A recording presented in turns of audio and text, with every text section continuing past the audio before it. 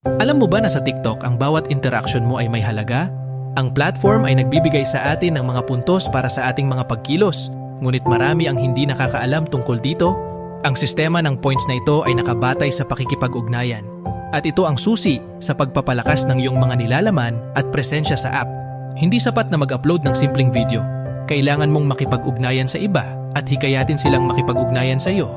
Kapag nag-post ka ng isang video at nakakuha ka ng mga paunang views, halimbawa 200, maaari kang makakuha ng mas maraming puntos sa pamamagitan ng paglikha ng mas maraming engagement. Sa ilalim ng algorithm ng TikTok, ang pakikipag-ugnayan ang nag-uudyok sa iyong content upang umangat.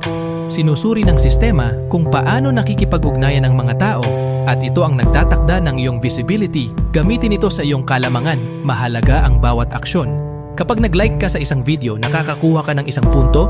Kung magkomento ka, 2 ang puntos. Ang pag-share ng mga nilalaman ay nagbibigay ng 3 puntos.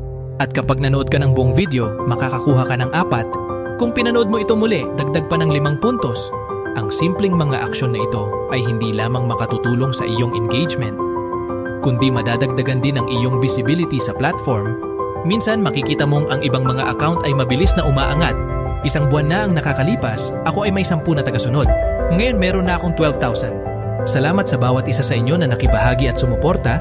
Ang pagkakaroon ng isang komunidad na handang makisali ay mahalaga.